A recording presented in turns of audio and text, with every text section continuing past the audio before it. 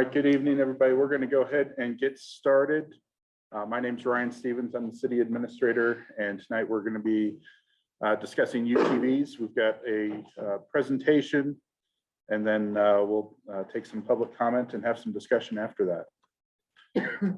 So go ahead and start that presentation.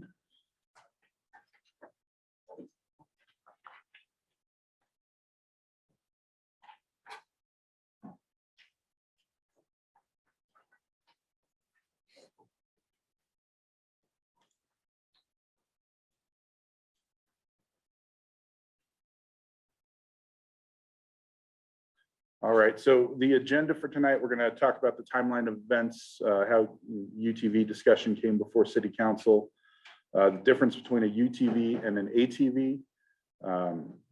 We'll talk about the citizens' requests for the allowance of UTVs on city streets, what is in the ordinance. There were copies of ordinances up there. I don't know if they're may have run out. Concerns that have been brought forward, and then we'll open it up for discussion after that. So as far as the timeline events, the UTVs or OHVs, actually ATVs, first came up in on February 12th. Tim McCain, which I thought I saw Tim here earlier, there he is right there, came to a meeting that was about trails and brought up the topic of ATVs and potentially allowing them on city streets. March 4th of that same year, we actually had an entire discussion about OHVs and the possibility of allowing OHVs on city streets. May 4th, again, Tim brought up the topic of ATVs. Of course, this is right when coronavirus first took hold. And then June 21st, we had a group of people that came to speak to City Council concerning UTVs specifically on city streets. We formed a citizen committee on August 10th. And had that first meeting up with a subsequent meeting on September 14th.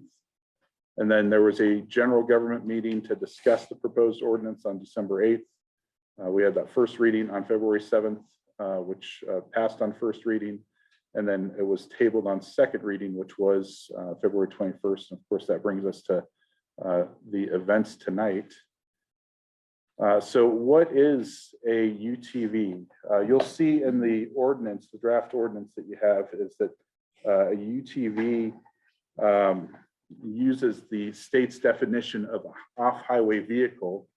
So all four wheels, has to have four wheels, be on the ground, primarily designed for use off of public highways. The state statute specifically says that does not include any of the following, snowmobiles, golf carts, military vehicles. The ordinance also makes a reference to state statute about ATVs. So ATVs, all-terrain vehicles, 3 or 4 wheeled vehicles, typically a straddle seat, handlebars rather than a steering wheel. So those are not allowed under this ordinance. It would just be these UTVs that you see here.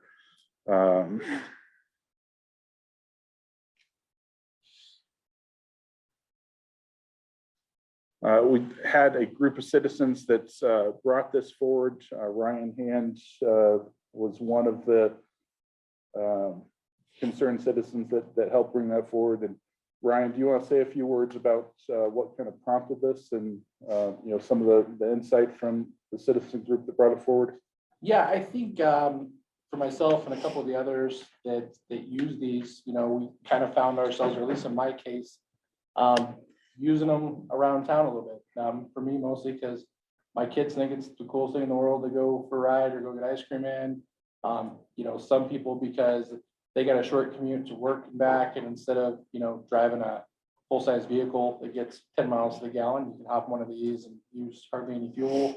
So I think we found a couple of us just using them around town and always kind of looking over our shoulder like, okay, today's the day we get in trouble for this. So maybe we should go talk to the city and see about maybe making this legal so that we can continue to use them this way, as we had been. And then another thing that some of us had liked is that, there's no trails directly accessible from town, but there are some that are just outside of town, short reach. And, we talked about if eventually maybe the county were to make them legal, it would be nice just to be able to, take off from your house and just drive 10 minutes and go to ride a trail as opposed to loading up a truck and a trailer. And then, unfortunately, a lot of the trailheads that are close to Canyon City, they don't have a lot of trailhead parking. So even if you were to get there with your truck and trailer, more often than not, you're going to find that there's no place to put your truck and trailer once you get unloaded. So that would make things convenient as well. So that's kind of how we all ended up talking about this, and through a lot of events and a lot of hard work by a lot of the people sitting up here, that's where we ended up now. So. We mentioned those two, those working groups, the citizen committee, city staff. What was discussed ended up in the ordinance that you may have a copy of. There are two big sections that really came out of it, which were the operation of the vehicle. So making sure that people had valid driver's license, insurance, only operating between 6 a.m. and 10 p.m. This is for city streets and alleys. This is not for the trail system. There was a lot of discussion about whether it should be permitted by the city or using the state parks permitting process. What you see in the final ordinance was licensed by the state parks. And then there's a state statute that says that OHVs, UTVs cannot be on state roads. So that would exclude Fremont Drive, Highway 50, and Highway 115, except in crossing situations. The other aspect, which city staff was immensely concerned about, was the safety aspect. So helmet use as defined by the state, following the posted speed limits, having eye protection, either glasses or a windshield. The UTVs had to have safety belts, headlights, tail lamps, turn signals, speedometer, all of those safety features that you would want to see there. And then also some additional requirements as addressed by the state, having the spark arrestor and decibel limit of the 96 is what the state requirement is.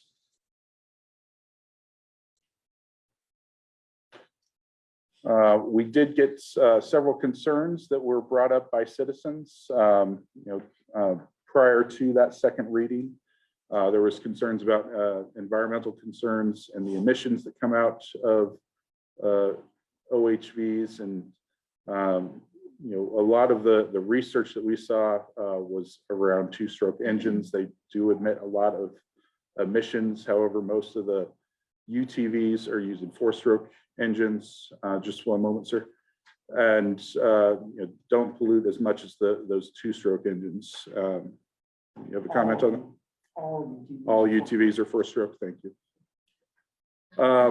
We heard there were concerns about how this may lead to use of UTVs in the hogbacks. This ordinance does not allow that, the use of the hogbacks or any of the trail systems. It is just for the streets and alleyways.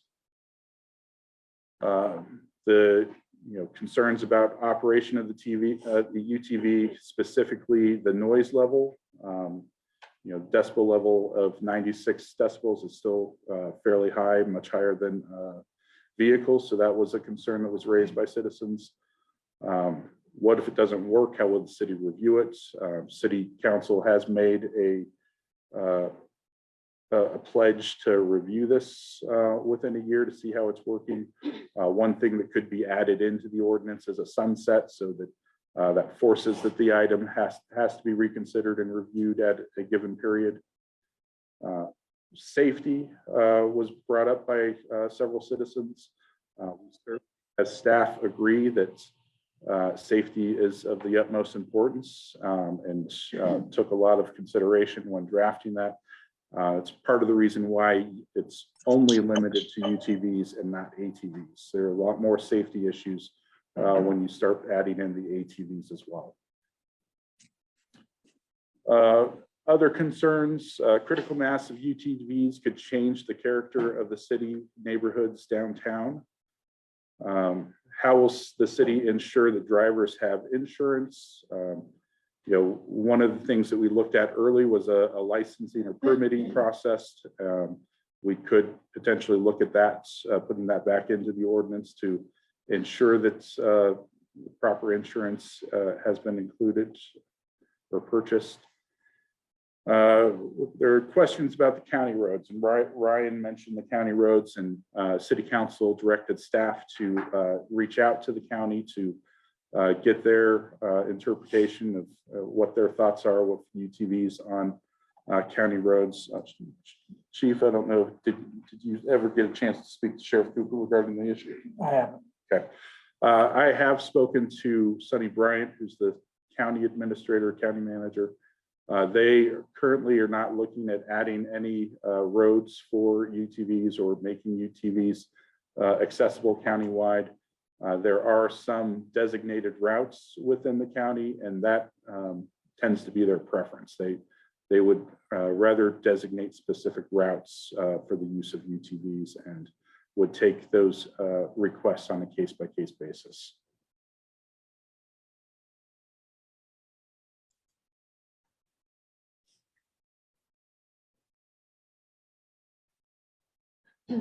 All right, so that's where we're at right now. We'll open this up for discussion, and one thing I'm going to request is, let's try not to rehash the same issue over and over if it's been brought up. Let's make a note of it, but keep the discussion moving. And go ahead and start. Is there anybody that wants to start? Brandon. I just wanted, first of all, I'm Brandon Smith, City Council at Large. Sorry, I just came from baseball practice. I'm not usually dressed down. So from a safety standpoint, let me just kind of give you a rehash of what we did previously. When we came to the table having city staff here, they kind of served as a neutral party. And then we had the party that was interested in having this legalized, which was the interest. So it forced us council members to kind of be the voice of reason. So we really hammered safety. What we came up with, and you'll see if you read through the ordinance, we kind of deferred everything back to the state legislation, especially on helmets, eye protection, safety belts, those kind of things. And it was mainly to assist our PD so that they're not constantly having to pull these people over. When it comes to things like insurance and that, how do you know when a car is insured? You know when you commit a traffic violation, you're pulled over. And that's kind of the route that we took on some of these things when we were speaking with Chief, and how they would actually enforce some of the things that Councilwoman Reed and I had brought to the table on safety concerns. So if you do read through the ordinance, read through the safety things. This has changed. It started with maybe 4, and this is what we ended up with in the actual draft ordinance. So, and I'm here to answer any questions as well. Thank you.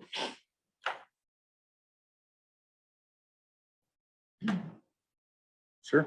Well, I'm Stuart Phelps. I gave Brian a hand. I don't know where I wound up, but I wrote a draft of an ordinance with a lot of my experiences from other states and other areas of our state that allow UTVs on streets and roads.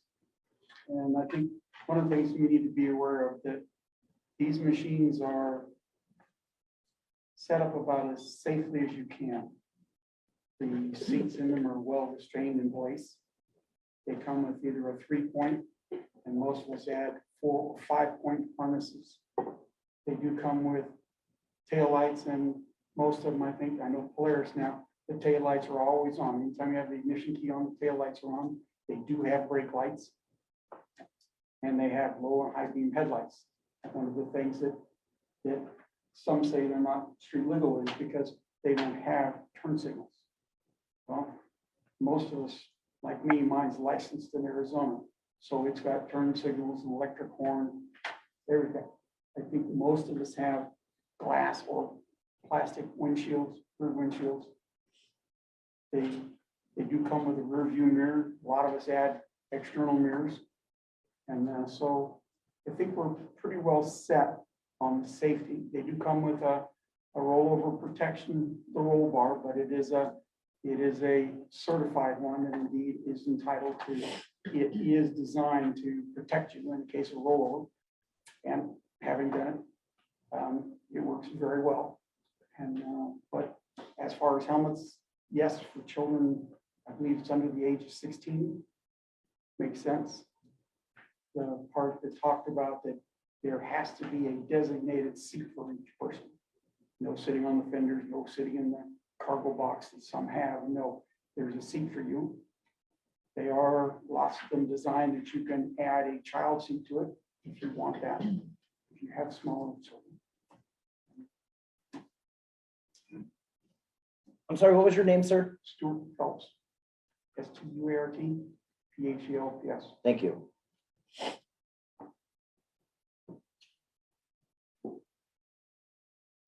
Other comments?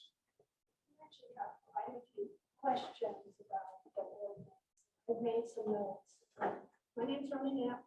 I live in the county, but I live very close to the city limits. So I'm wondering, how is that going to be enforced if they're not allowed on county roads? How are they? I also live on a dirt road, so I'm concerned with the noise and the dust. So how will these UTVs not cross over that city line and go into the county? That's one of my concerns. You know, I live on a nice quiet street. There's a lot of senior citizens out there walking, dog walkers, kids on bikes, families with strollers. And I picture this parade of these UTVs coming down the street with loud noise, dust, and disturbing, you know, all of that quiet, peaceful scene. My other question is, since I do live in the county, and if there's UTVs that are using my street, is the sheriff department going to come and out? If I say, hey, there's a UTV coming down my street, are they actually going to come out and ticket that person? I wonder, what is the sheriff's department position on all of this? I haven't heard anything about that at all. So that's one of my concerns. Another issue I have is if I register my car annually, so every year I have to show proof of insurance.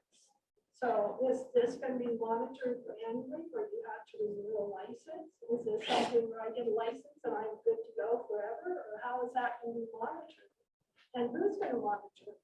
Is the city going to have staff that monitors this to make sure that these UTVs are in compliance with all these ordinances?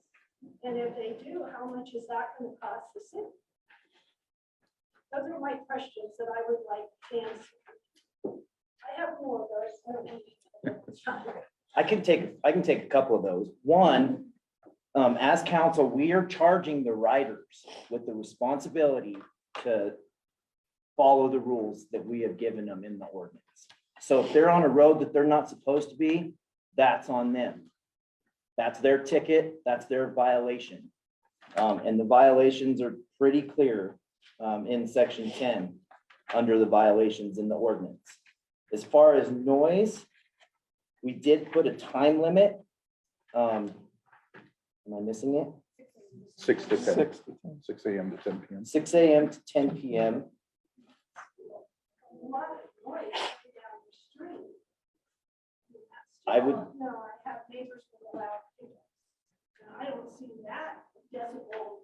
You know, I know they do something to the pickup to make it louder. But I don't see that ever being, anyone getting a ticket for that. And, you know, I know UTVs are louder than the loud pickup. So I just-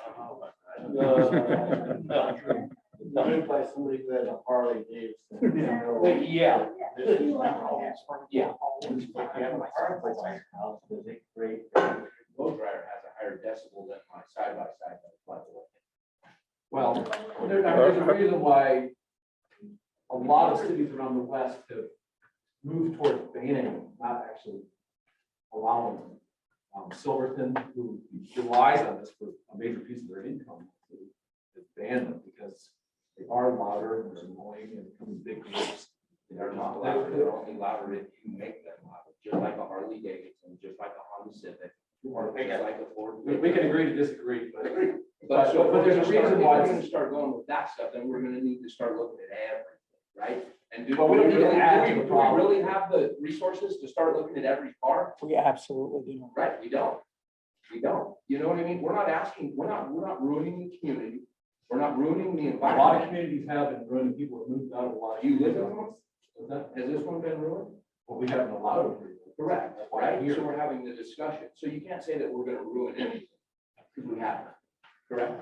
Of course not, because they're not allowed to. All right, Can I just Yep. go back to Ms. Nett's questions? yep, go ahead, Amy. I think just to follow up with it a little bit, I don't know, so I'm wondering, since we have so many UTV owners here, what does the yearly process look like? Do you have to get licensed every year? They are licensed every year through CPW, And you have to show proof of insurance? do not have to show proof of insurance now, but they can easily add that right onto it, just like you do with your car. They won't, if you don't have the insurance, they won't give you the tag. If you don't have that bright yellow, orange, blue tag or whatever else, the officer can stop you, and give you a ticket. Just like they can with a car. Okay, so it's not currently part of the process, but it could. be. As far as the insurance part, as far as the registration part, every year, we pay for it every year, and I'm sure 90% of all the UTV owners here have insurance on their rigs. These things are $20,000 to $30,000. Are you not gonna insure No, but I mean, it? You know, let's get serious. I know, but there You are, know, there are people who are responsible and take care of things, which I'm sure all of you are, and there are people who aren't. So I think having those accountability measures in place, such as the yearly checks that we have with cars. yeah, again, if you're spending $20,000 to $30,000, even more, I'm sure people have more money into it. They're, obviously, they're gonna insure it. They wanna protect this stuff. Can I interject a little bit? Liability insurance, I'm sure your physical damage is going to protect damage to the unit, but it's not going to, you run into someone causing accident. I'm talking about- Correction, ma'am. My insurance, our insurance covers it all.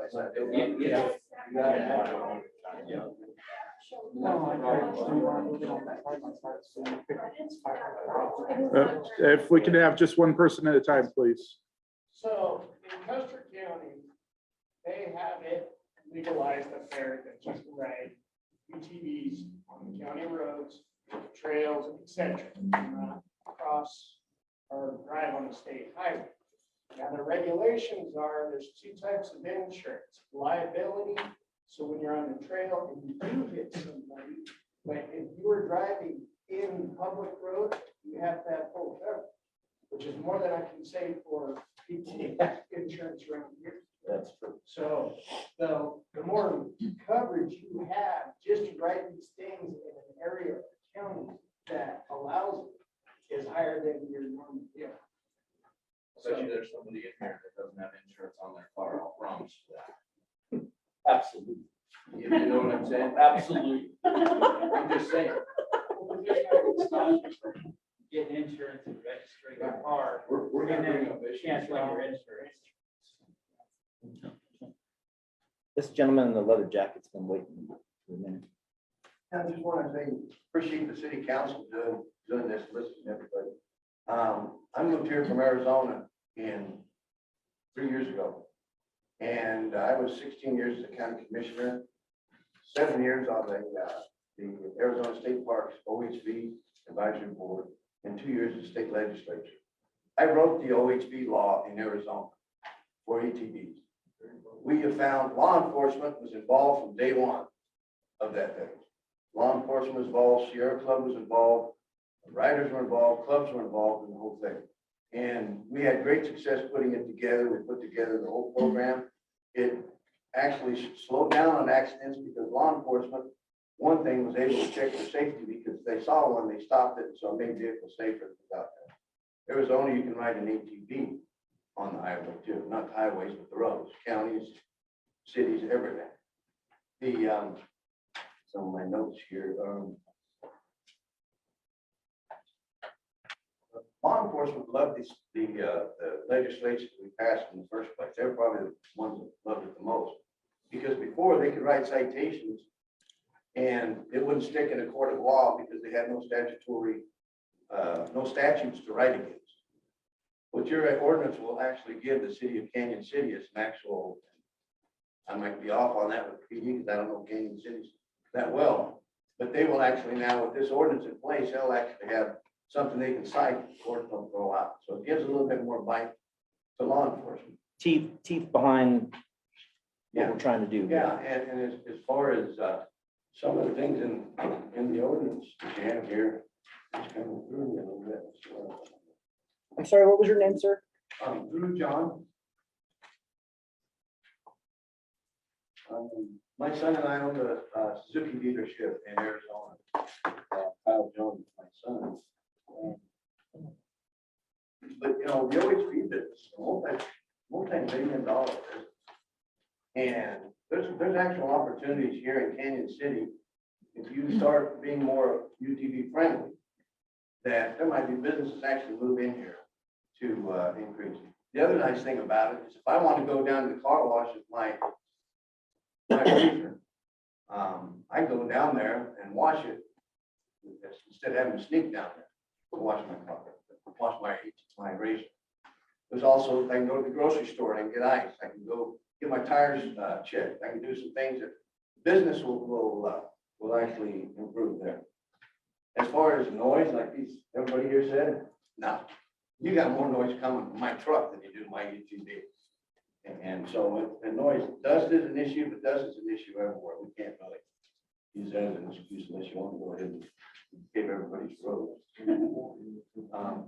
I truly believe that you've only got 2 to 5 years for this ordinance to be worth anything anyway, because I believe the state legislature is going to pass legislature to allow something there. So if you're charging a permit, charging for a fee on permit, I would get after it, start next week and get this thing going. So at least you're going to have some revenue to help with some of the things. It can be with property rehab. It can be with promoting local sales. It can be with printing out maps and locations for people to know where to go. Because I'm sure your officers said, in Arizona, our officers would stop somebody and say, you can't ride here. And they'll say, well, where can I ride? I don't know. So it just creates chaos. We developed map programs. We developed hundreds of thousands of dollars in grant programs to be able to help with rehab, building trails, putting maps together, online, everything like that to answer a lot of the problems. This is an easy win for the city. I just, you know, with all that I went through and all that time going around throughout the state and talking to people, it'd be a win for the OHV people. I want land rehab, it'll be a win for law enforcement, it'll be a win for businesses, and it'll be a win for the taxpayers. Because you're gonna develop some money that you're able to be able to do something. If you got 2 years, if you got 5 years. You know, Mr. McCain's been working on this for quite a while in the state legislature, trying to get some things going. And it's gonna happen. There's a lot of people in the state's gonna happen. I say take advantage of it, you guys. It'll help your local law enforcement. It's gonna develop some revenue that you can do some things. Maybe it can develop enough revenue that maybe there's opportunity that you can use some other money to pay for a road. Now, so if it's not about using that money to pay a road, it's about bringing up other money and develop some of that cash. I think that covered everything I want to cover. I don't know, a question I have, are you talking about a permit here? You're just gonna say it's legal, right? State. Yeah, it's a state permit. It's, Through so if C- you have a state permit, you can do it on the road. Yeah. Okay, one thing I think you need to consider is reciprocity. If you can, I think the county maybe will wake up someday, but reciprocity is a big part of any kind of a permitting type process. Because like you say, you got city, you got county, then you got Florence. Florence is already doing something. And so now you got guys who are gonna be illegal going from Canyon City to ride into Florence. Or riding from Canyon City to go outside. The county needs to step up, pay attention, wake up, and get these street legal for them too. Thank you. Any questions you have? I'll be glad. May I ask a question? Thank you. Emily Tracy on City Council. And did you say your name was Drew John? Through John. Yeah. Thanks. Just a comment and a question. My comment is I did look at Florence's city website today, and they do charge a $50 fee. I guess it's an annual fee. They require submittal of proof of insurance when you apply for that, as I understand it. So I do think it's something to at least reconsider here. And then I wonder, just with your own experience, did you notice anything missing from the proposed ordinance that you would suggest be added in, besides the idea of a fee? One thing that I think that is, should be taken out is turn signals. I mean, you can drive a car and put your arm out, a motorcycle, put your arm out, but you're gonna require UTVs to do turn signals. Arizona, we did. But we did require horns in Arizona. But turn signals, you're talking a pretty decent expense to have a decent looking turn signals on. I mean, you already got it. I mean, you can do it yourself, like this guy who's gonna be shaking his head must have done it himself, so I'll call him, that'll come to mind. They can be expensive if you wanna do it right. So that's one thing that I thought there, and it's a reciprocity was another. Can I ask why we decided to go with the state permitting? Was it just the undertaking was? Yeah, a lot to- there was a lot of discussion around, the undertaking, whether or not you're pulling from police resources, not knowing, what this is gonna look like, at least initially. So, Just for the basis, it was easier to implement with the that's state That's versus. correct, but that doesn't mean that we can't Right. go back to, looking at a permit. So that's, I've always liked the permitting. I don't want to make any more work for Chief and Ryan. So I was okay with the state permitting, but from day one, I don't have a UTV, so I don't really have a dog in this fight. But from day one, for me, it was about generating some more revenue for the city. That was my intention for joining this committee to start with. So I'm great with that, if you're great with that. But Chief did specifically ask for turn signals. I did. Yes, And so just- that was why turn signals were. Is it actually a citation? You don't have turn signals on the car? I don't think so. You use your hands, And it's not a citation, you can't get a citation if they use. no, it's not a violation per se, but it's just a safety concern. It was That's all. just a safety, yeah, we Yeah, really the hammered des- safety. Yeah, the design of those vehicles, and I know exactly, I rode a motorcycle for years, but hand signals are not as effective, I wouldn't think are as effective in a vehicle like this compared to a motorcycle. And some folks brought up the point the last time this came up. Most people don't even know what hand signals, what they're indicating. we had quite Didn't a, wave that yet. quite an in-depth conversation with the citizen committee and they, I'll just say this, if you want to look at something that's pretty well done, Arizona did a really good job. We spent 4 years. I spent 4 years with about 20 other people and they changed. It included the BLM, state land, Sierra Club, different groups like that, law enforcement. And we went through a lot of that and turn signals was one of the things that was brought up many times. But it was just something that wasn't necessary because you couldn't cite them. And that was a problem that law enforcement had. They'd cite a UTV or an ATV and go to court and say, well, what are you citing them for? You don't have a statute to cite them for, except for reckless driving or endangerment or whatever. But on our ordinance draft, Right. you have it under on this. safety and equipment, because we're requiring it, it will be a citable. You do have it on this, but I'm offense. saying without one, it causes a lot of problems. Right. It's just generally safety. Yeah. Kim, did you have a comment regarding turn signals? I have a couple of things, yeah. One of them was about turn signals. I don't know if you guys remember a few years back, probably about 10, 20 years, they did a lot of studies about daytime running lights. And daytime running lights are the reason they're on cars today because they found that people see with your daytime running lights. So when it comes to turn signals, I mean, you can flail around all you want to in your car, but they're not going to see it. They're going to see it. Half the time people don't pay attention to turn signals anyway. But the point is not that you have the turn signal on there, it's that you use the turn signal. So that you give warning to the other drivers. Sorry, Kim's right in public works director. So that is the intent. It's not necessarily about the fact that you know, the chief is gonna go say, oh yeah, you have turn signals. No, it's the fact that you didn't use your turn signal to make the right-hand turn, and that's the violation. It's the fact that you did not signal.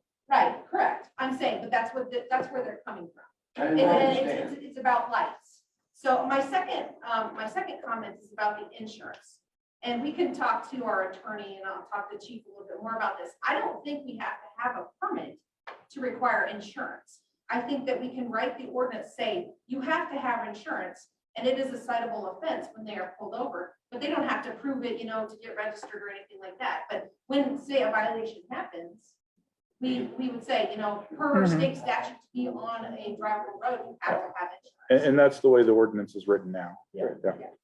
Kristen? Hi, I'm Kristen. I have a few comments. I'm definitely, you know,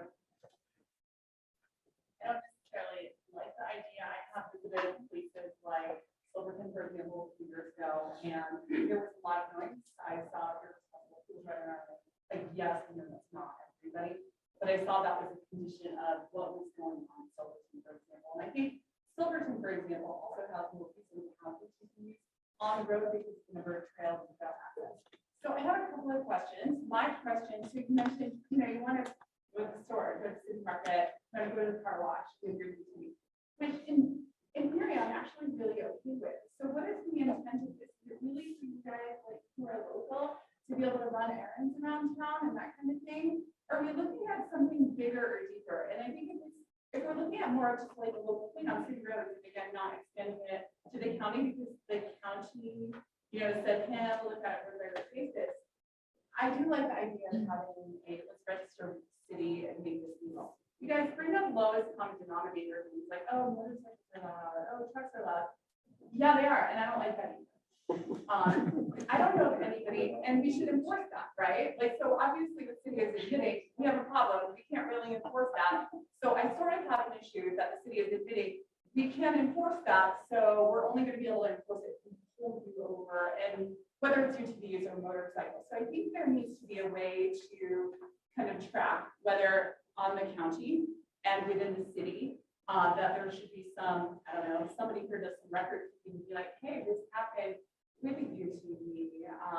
And I also want to know what is the decibel level on UTV? I actually don't really know that. I know that there's the 96 recommended with CPW, but I also want to mention that CPW, their intent is that you're using usually out in wide open spaces. You're not using them in towns where there are a lot of people, children, buildings, that kind of thing. So those are just a few of the things I had at the top of my head. But thank you for making it very much. You had a comment about decibel level? Yes, yeah. So my name is Nathan Mendoza. I'm actually one of the part of the group that actually is trying to get this legalized. As far as the decibel rating, Moab has fully tested it. There, if you go on YouTube, you go to Moab, it's the first thing that pulls up. Shows a guy measuring from 20 inches from the actual decibel meter. Shows that it's 91 decibels. That's kind of loud. It's like a truck. About as loud as a truck. I think most Harley Davidsons, they're actually around. Yeah. As far as decibel from 20, which is really when you're getting there, you're behind it. Yes, it drops right. Which is actually between like a truck and a car.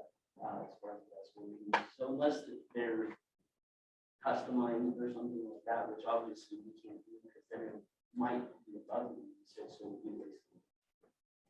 But customized, yes, absolutely. As far as one thing that I've noticed, and I completely understand your concerns, because when you're not, when you don't have and you're thinking that you're thinking just a small. I was years ago, there was a lot of use, and that wasn't talking to me, but it was irresponsible. Like I thought a lot of irresponsible use throughout Silverton, and that's what resonates with me the most at this point. But again, I also know that Silverton has way more roads and stuff to connect with as well. So I'm trying to figure out the use of this in town, like. Well, yeah. The Silverton Yeah,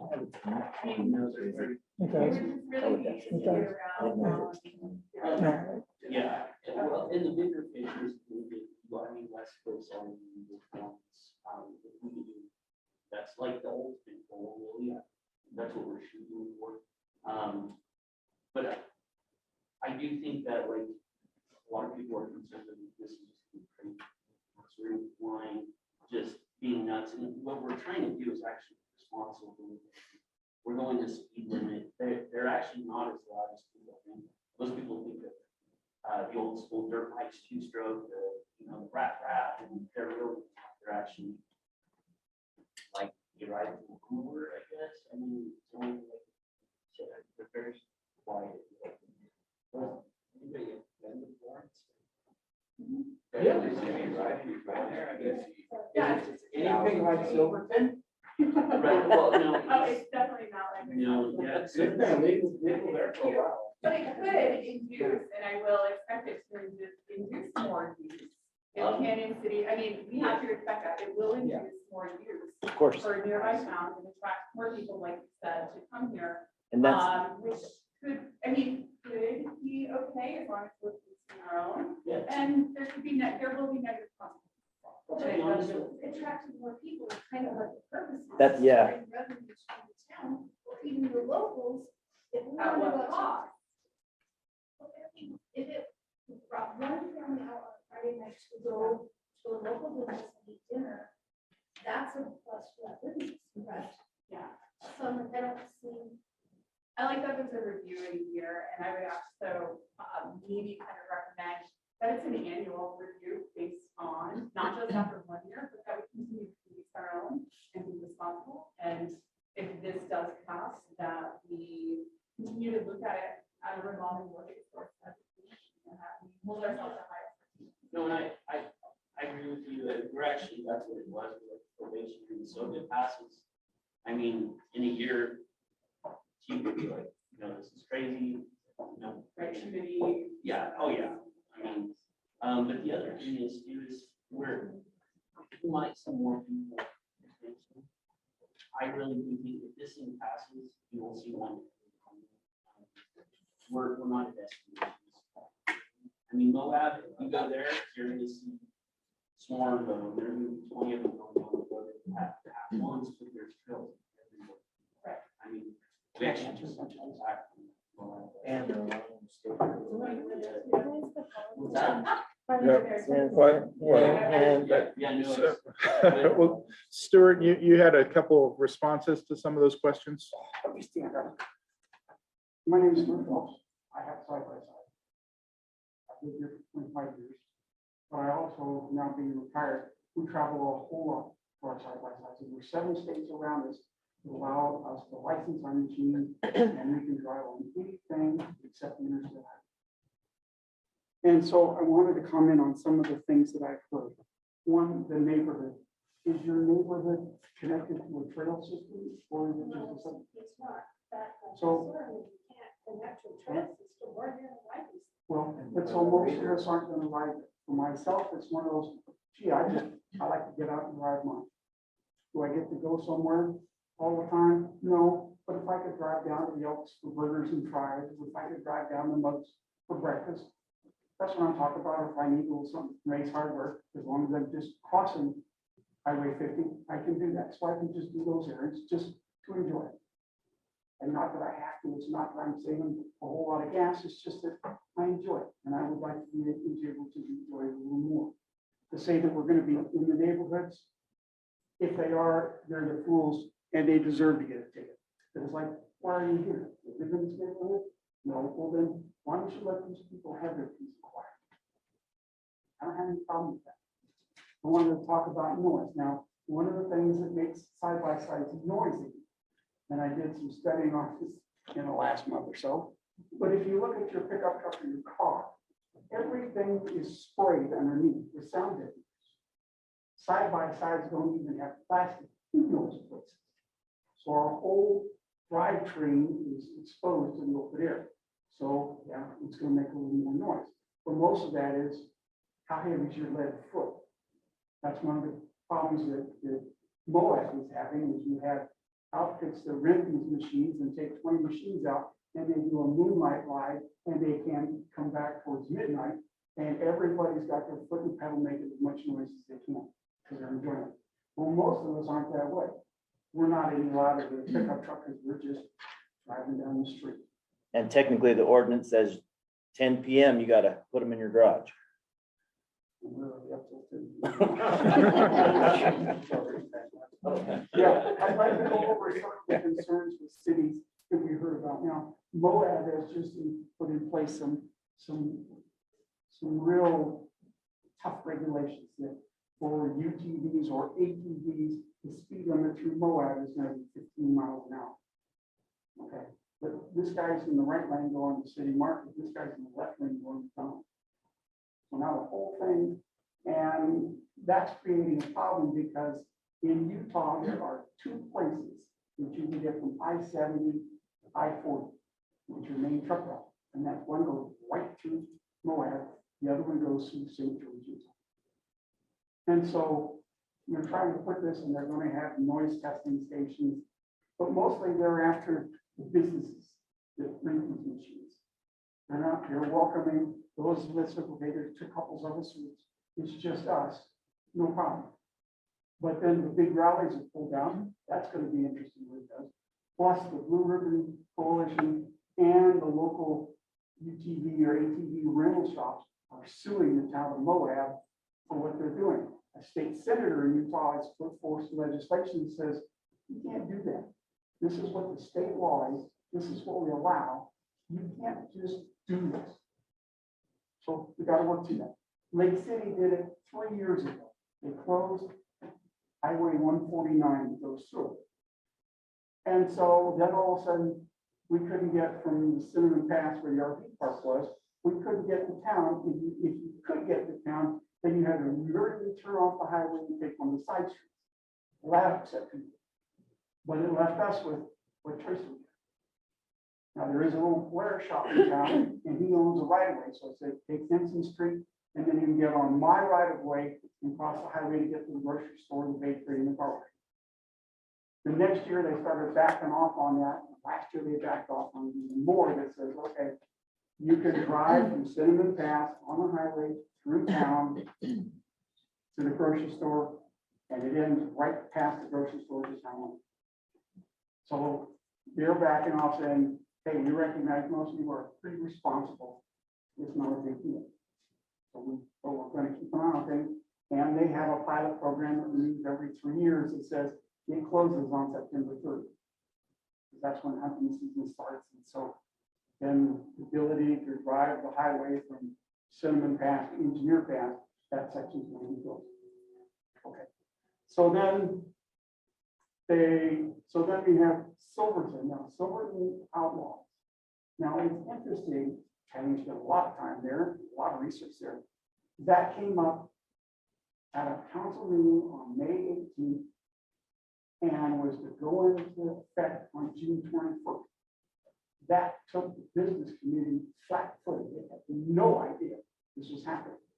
So that went away, and they said, well, we're going to have an election on October 12th to decide whether we've had this 15-year plan, 15 years, we've been able to drive certain roads into town to get to the stores, to get to the restaurants. The Triangle Motel actually put in a gas station, so we didn't have to try to cheat across Highway 550 to get to the only gas station. Now there's a gas station. So then it went to an election, and there were only 2 items on the ballot. One was provide access to every street, every alley, every right of way in the entire town. Well, nobody wants that. The other one was a total ban.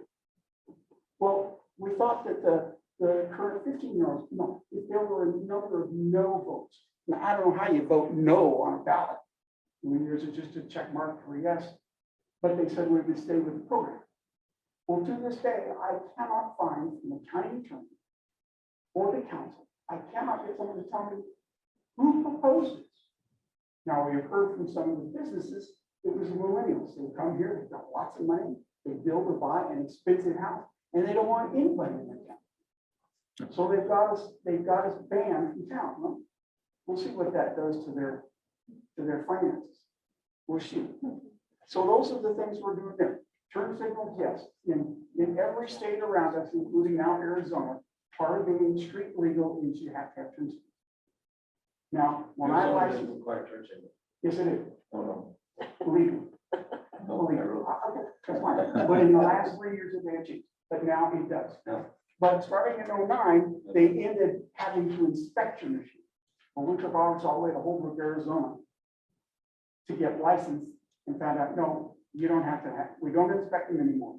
Now, if you're not street legal, the fine went up significantly.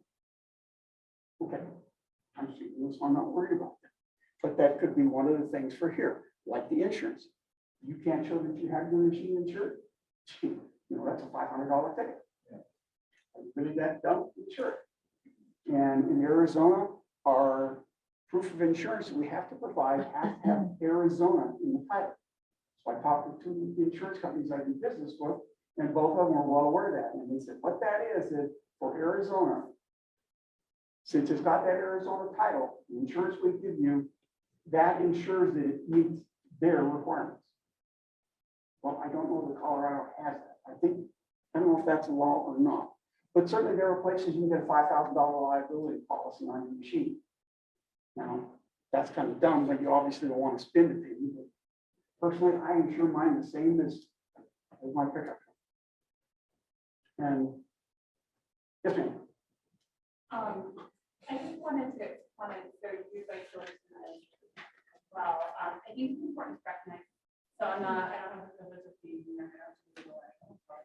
I'm not a millennial, but it's not just millennials. There are a lot of longtime residents in Silverton who didn't like a lot of the noise that was happening. It's really important to recognize that as well. I think it would be really interesting if the city, have you guys contacted other municipalities that have done this? Like, have you contacted Silverton and like Lake City and Murray and stuff like that? To talk to people and be like, what were the issues? Here's our verbiage. How would you recommend to change this to make sure we have as minimal conflict as possible? We also looked at their I ordinances. did, before I wrote that draft. We did, and we also looked at their I did. ordinances.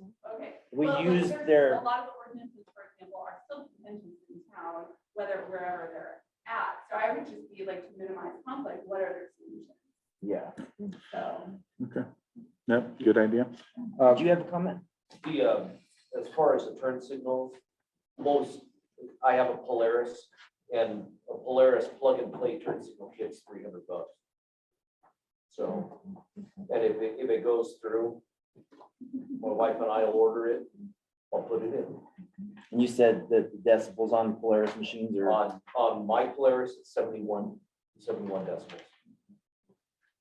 So it's way below what you guys are. But if you stick your foot in it, yeah, you can get that high. That's when put your foot in it. Did you have a I just question? had a follow-up question to something that Ms. Economy raised. I'm Amy Smisher, I'm also on city council. I think a couple of folks referenced wanting to be able to use UTVs to be able to access trails. And I know that there aren't any trails that are directly connected to city roads, but I'm wondering what are the trails nearby that allow UTVs that people are excited about riding on? Temple Canyon. Yeah, Temple Canyon, there's some actual designated OHV trails, but they're not this side of Temple Canyon. They're all the way through Great Creek on the other side. So you've got to drive to get there or trailer it there. And then there's also an area called, no, not quite that. Tanner is up like Oak Creek.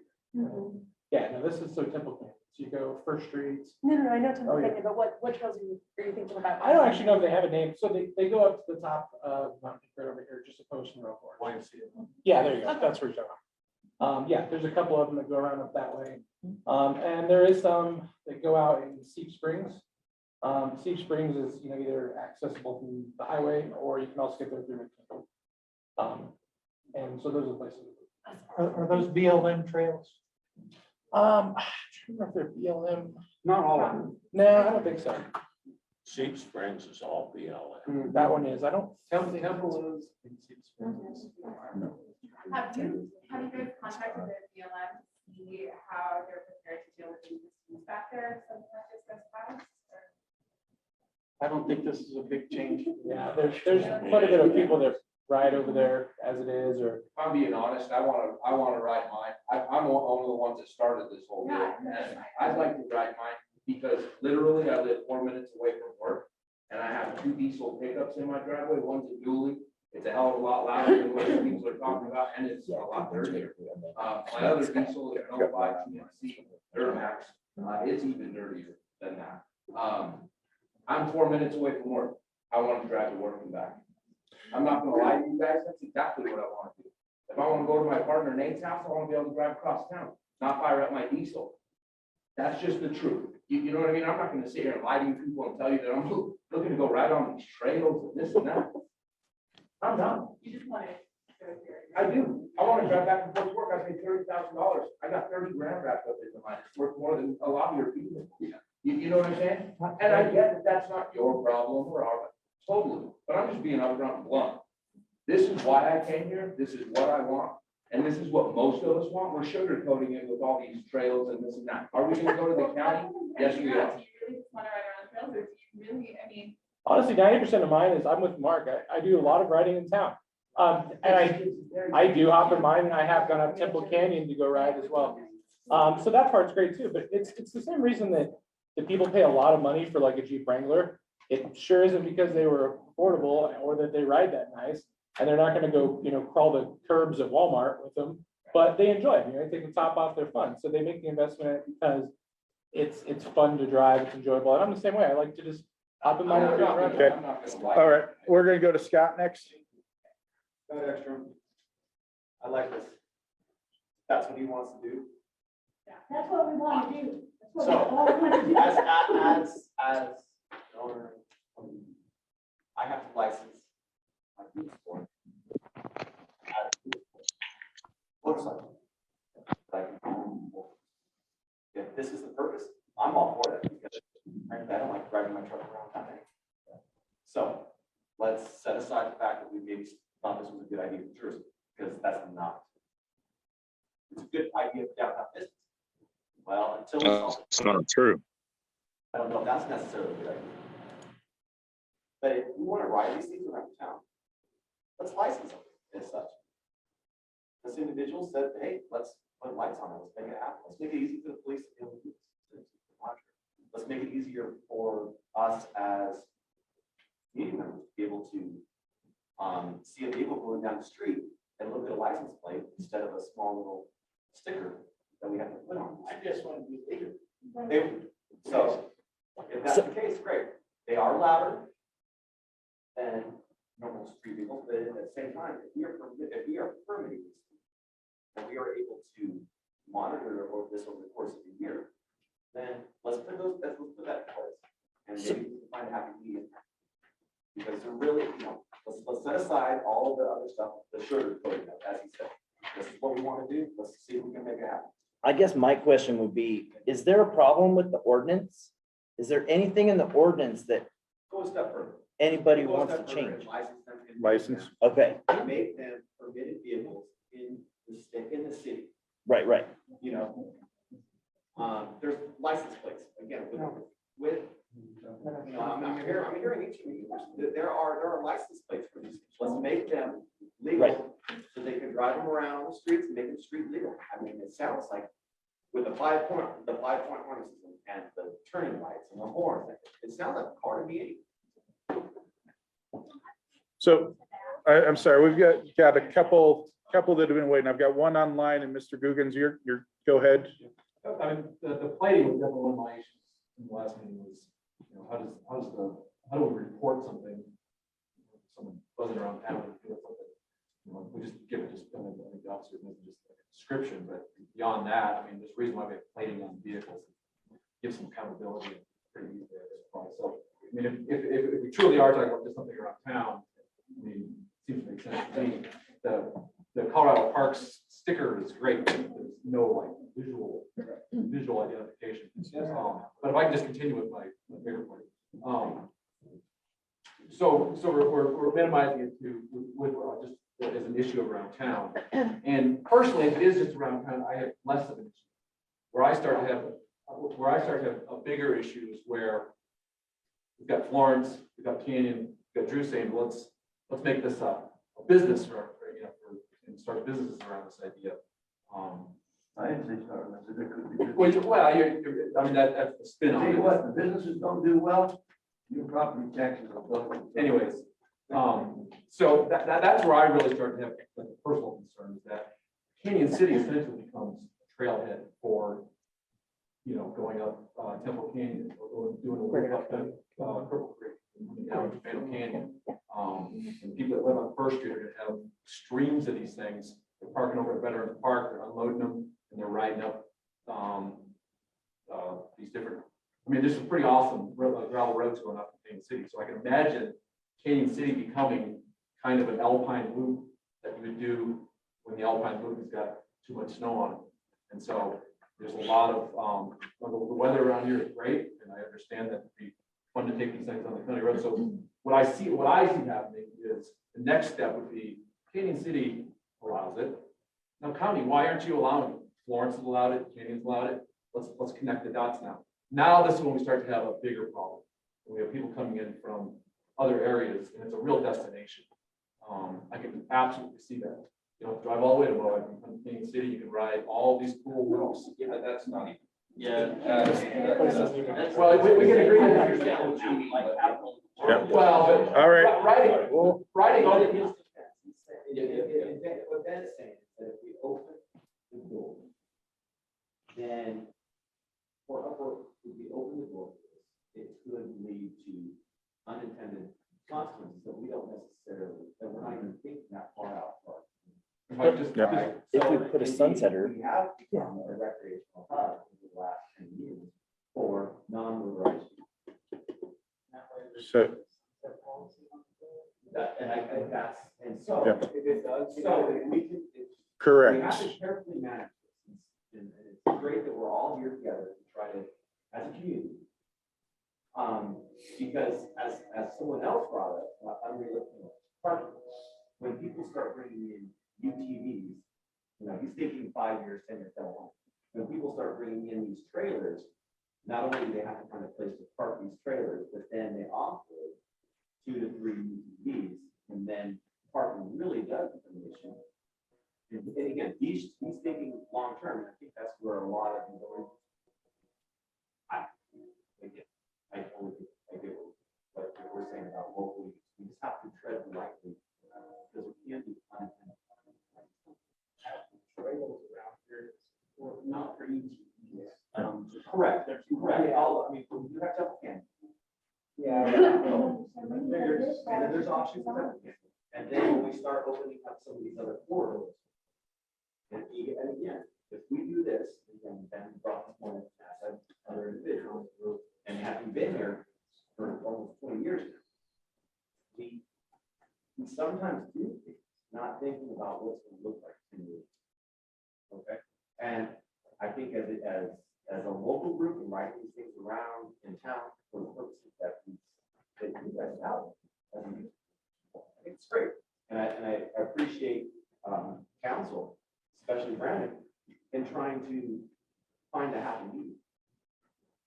So, Just finish up just a little bit more. So that's, thanks. That's basically the main idea. And again, it's a long term, then we put like a 1 year sunset on this. Well, I don't foresee the real problems happening until much further out. Canyon City, I think, could absolutely be a destination for bringing UTVs down to Colorado Springs, all kinds of different locations. And just essentially Canyon City is the trailhead, and you're making your way out all these really awesome roads. I love, by the way, truck up and down, these great places. But when we're having people park at Veterans Park and going up and down First Street and the houses along there and these groups of ATVs, and again, it's not the people in this room, it's the broader problem that I see happening. And so then you start having businesses form around this idea, which Drew brought up. And then now you have these entrenched interests. And now just like over in Moab, now you're messing up our business and creates this whole mess of animosity and business interests getting pulled into it. So it just gets into a much bigger issue than just the guys in this room who are no problem driving around town, but it's something much, much bigger than that. So I would just, one final point is, If that was to happen, hypothetically, and happen, just like any problem, any city or any town, you adapt and you come. So you just kind of roll with punches if that was to happen. But all of us in this room that do UTVs understand they're going down trails. And they're getting smaller and smaller because of, closures, stuff like that. Like, that's why we're part of these groups to trail, whether it be UTVs, ATVs, dirt bikes, or four-wheel drive vehicles. They're closing down more and more. And so it's kind of like you spread the tread out a little bit. You know what I mean? You're not beating down this trail over and over and over and stuff like that. But all of us, like this gentleman here said, we have our own agenda. I've been doing stuff illegal for years now, just because it's a convenience. Go get gas in my machine before I go throw it on the trailer. You guys have all this stuff in here, like emissions and all this air pollution and everything else. And the thing about it is, this is a stepping stone. We can step and get legalized in the city. And then since Florence has got their deal, then we do it in the county too. And it'd be nice to be able, instead, I'm the same way. I got diesel pickups and trailers. I fire them up. I burn more fuel just taking it out to the trailhead than load it and try to find a parking spot. It'd be nice to just hop in with my family and go to the trail. There's so many times, and this officer can cite me after this deal if he wants to, but I've worked So, I guess I'd rather stay illegal and then operate in an illegal manner and let the judges of the officer make it legal and track a lot. Yeah, we're just trying to be legal. So just a quick final thing. So I think that sunset needs to be a 5-year, 10-year sort of long-term thing if we get to this point. All right, let's go online, get Tyson Cool. Yeah, hi, can you hear me? Yes. Hi there. My name's Tyson Cool. I was also one of the original people that kind of brought this to the city to seek approval, which is great that we're sitting here and actually talking about this, which I've never been able to do with the city before, in a lot of things. But I think one thing that I wanted to note before we even talked about this, my car, which I call it a car because that's exactly what it is. It has more horsepower than a Honda Civic and can go the speed limit just as easy. I have a glass DOT approved windshield, turn signals, rear view mirrors, brakes, everything that you would call a car is why I call it a car. So what we're arguing is allowing a car to be allowed to be used on roads where cars get used. Regardless of who wants to be a genie and try to look into the future of what you think more cars being on the road might do, it's a car. And, even though we don't have trails connecting things, I'm sitting in Texas right now, which is why I can't be there. And I'm literally, without sugarcoating, because I know everybody's talking about not sugarcoating things, I'm paying $250 a day to rent the same UTV and drive it on all the roads in this entire county. Doesn't matter if it's city, doesn't matter if it's county. I'm not even using it every day.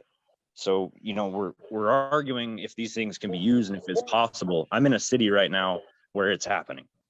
And it's fun. It's great. And it's an awesome recreational thing. It's an awesome thing to do. We're arguing semantics at this point. We spent 8 months going over this already. We went to a final reading where one person's opinion dictated the rule.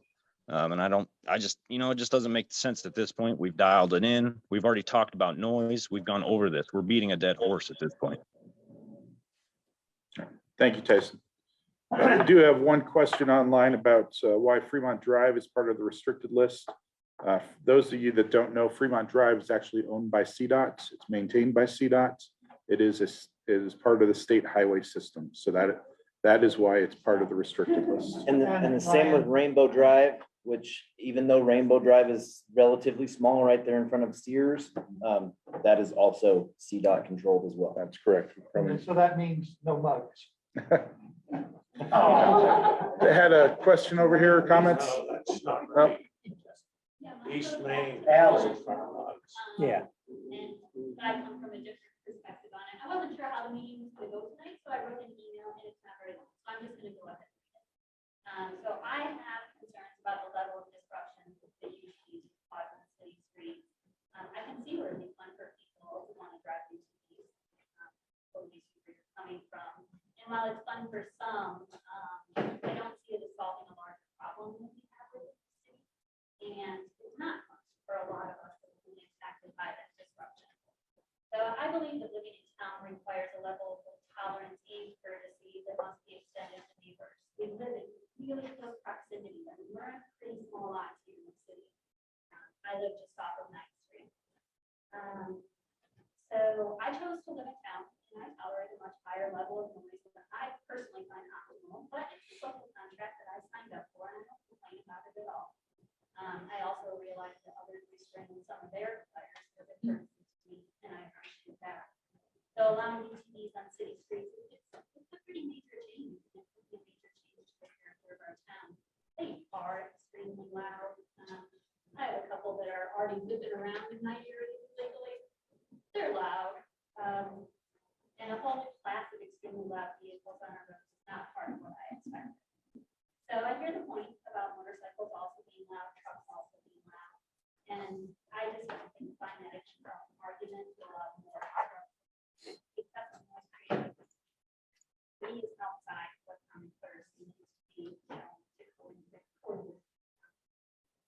I also think that 1 year, that's 1 year temporary status, I don't think is adequate. I think we're very unlikely to see much impact in the first year, a very low percentage of people impact. And we'll still all be investigated in this first year. So I expect, like Ben, I expect to see some incremental change over time as people buy UTVs, knowing that they can get around town. And I think we'll eventually get a tipping point. And at that point, it's going to seem extremely unfair to change this regulation.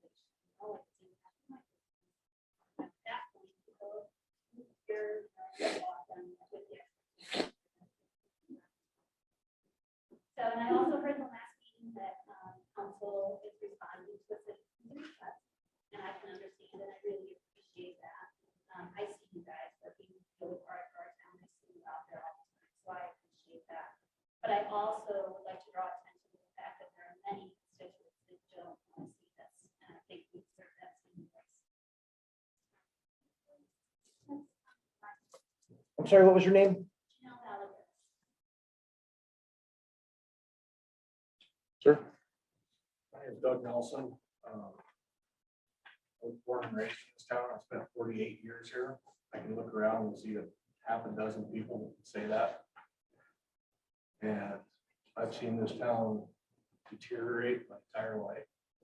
Not because of motorsports, not because of noise, not because of air pollution, but because business is not wanting to come here. There's a group of 8 or 10 of us that go to Silverton every year.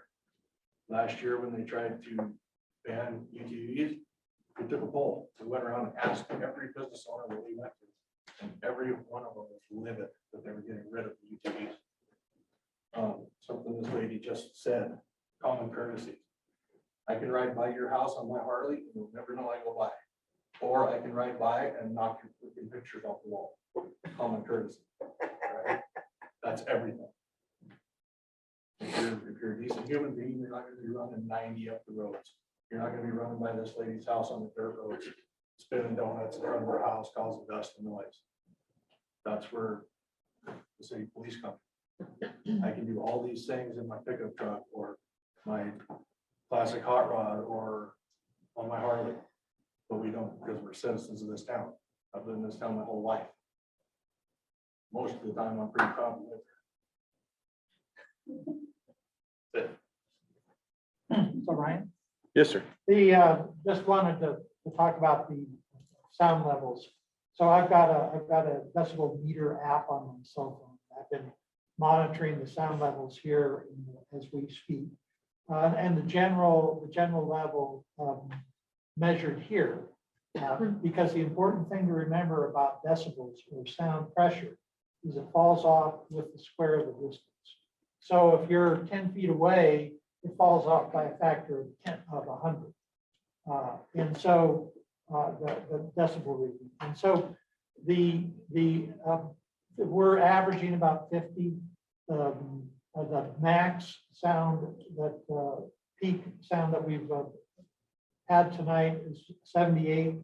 And that was when Emily was speaking. So Emily, you're louder than a UTV.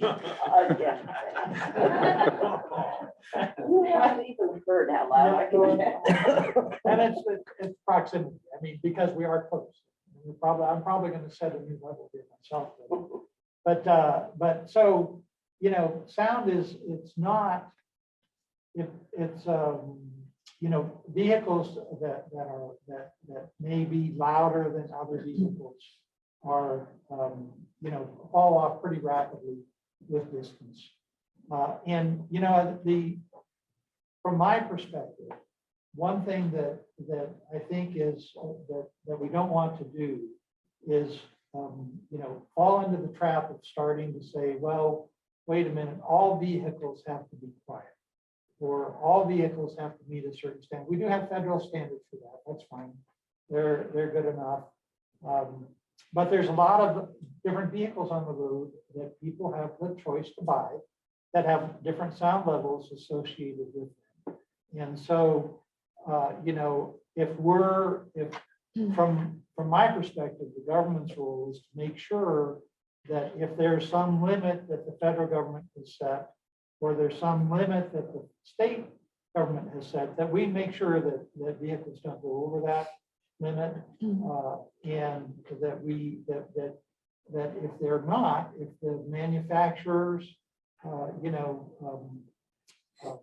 tests show what the sound level is, I think that's perfectly fine for us to accept, because any vehicle can be modified, and then it becomes a question of law enforcement.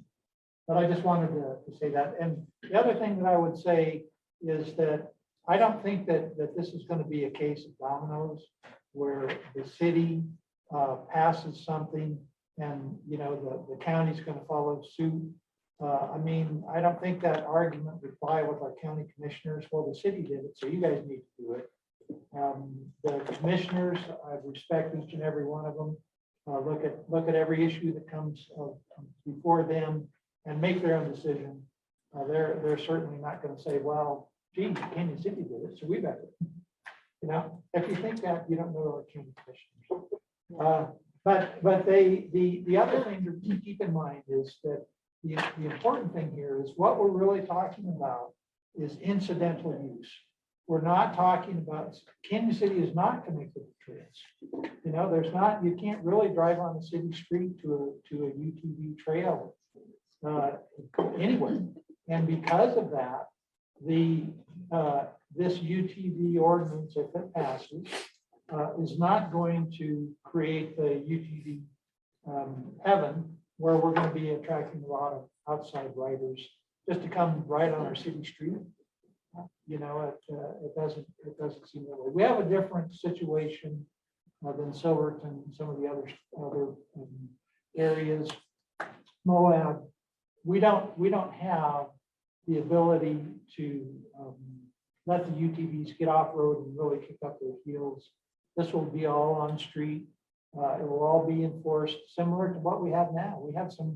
There are some, if you go to the car shows, we've got a lot of pretty muscular cars here in town, and they're subject to the same rules that these UTVs would be subject to as far as enforcement. And so I just wanted to bring that up, and you're still loud. I'm sorry, young lady, you've had your hand up for a long time. I didn't see you there.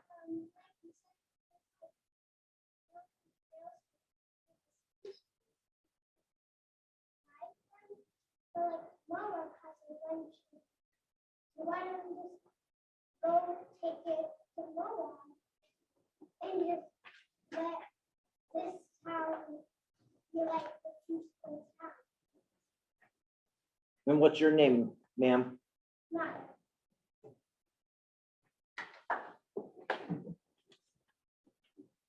Brian, Yes, sir. my name is Paul Fisher. I live at 299 Savage Loop. I don't have a whole lot to say, except that I'm very much in favor of passing this ordinance. And I don't think that you need to extend the administrative burden to the city to permit every one of these. I think the way this ordinance is written right now is satisfactory.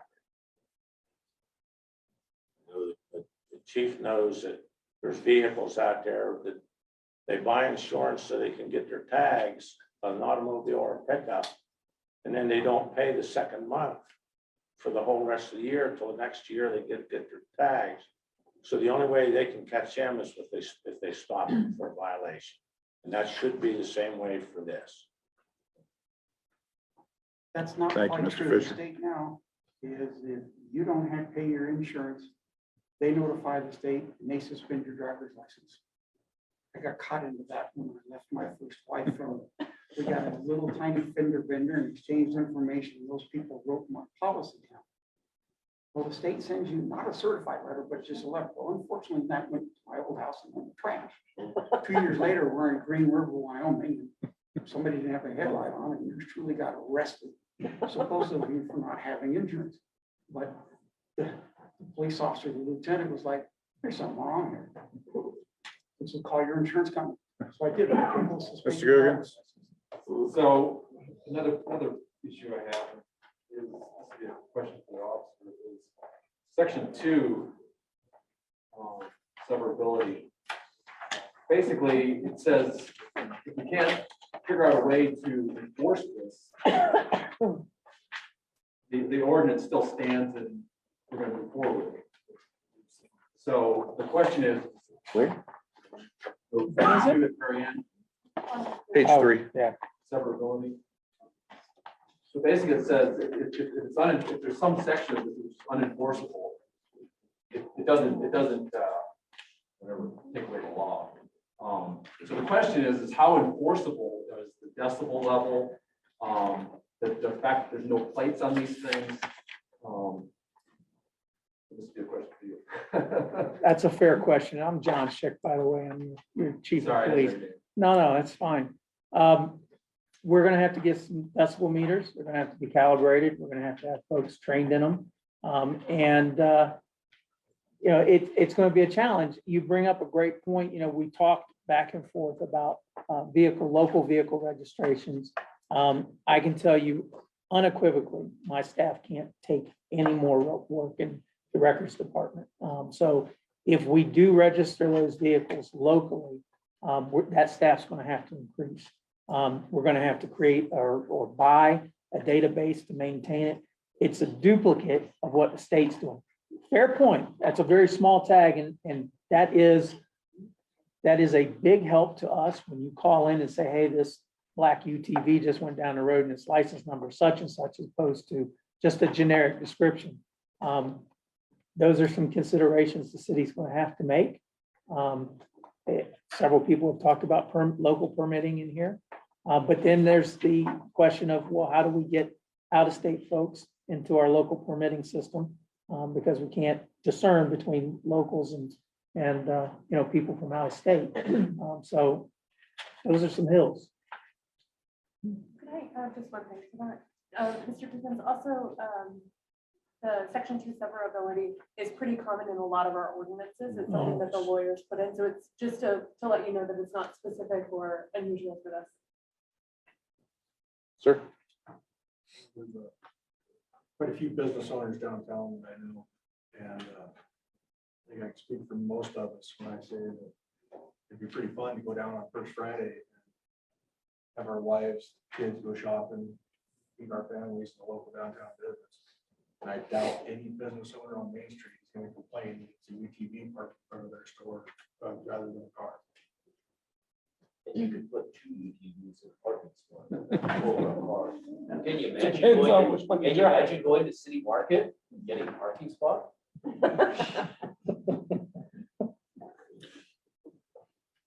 Have any other comments? Yeah, Caleb Leonard. I genuinely appreciate that the city took a pause and allowed for some additional civil discourse. I do feel that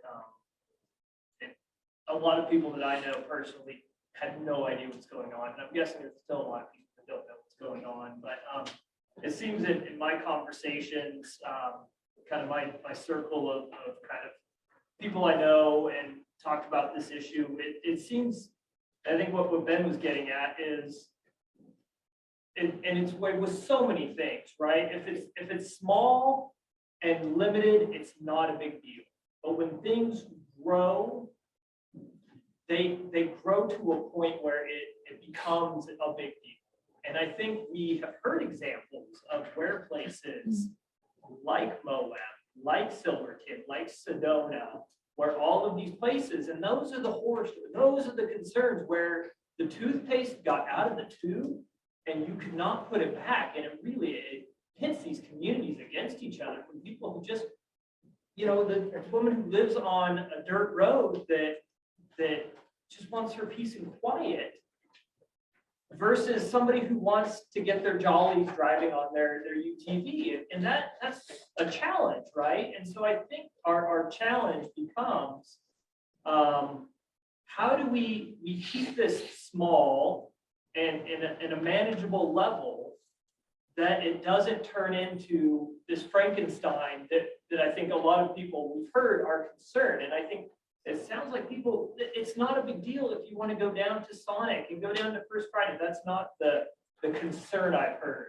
It's when the next level, which I know people have already lobbied the county to get these things allowed on county roads, and the county continues to deny it. But what happens when the county says yes on the same dirt road that I live next to this woman, which does serve a bunch of adjacent county dirt roads. And now my peaceful, quiet neighborhood in Lincoln Park, which is all county roads, suddenly turns into the horror story that we see and we hear. And how do we manage that? And I think that is our challenge.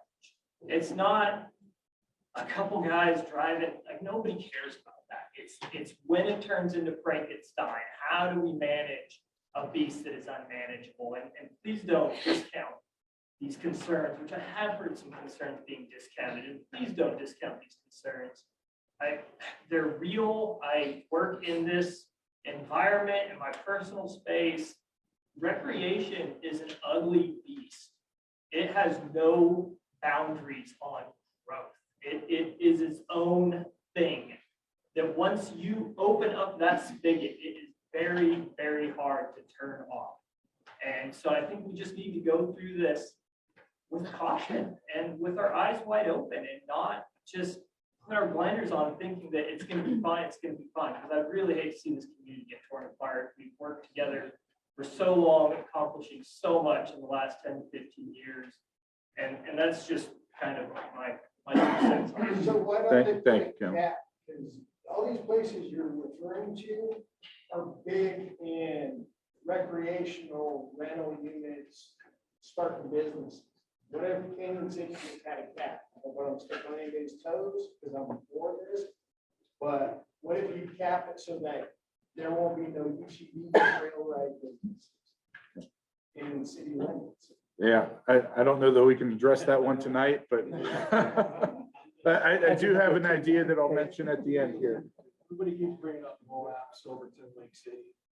Anybody that's ever ridden in one of these UTVs, Temple Canyon, bores you to tears. There's no reason to go there except to get out and maybe go picnic with your family and go pick up some trash that all the homeless left or are still leaving. They're still there. There's absolutely no way this area will become a mecca for UTVs because there's nothing here that's rideable like that. You can ride for weeks in Moab, weeks in Silverton. You come here, you go to Texas Creek, and it's a half a day if you picnic at the top and sit down and talk about your ride with your friends for an hour and a half at the bottom.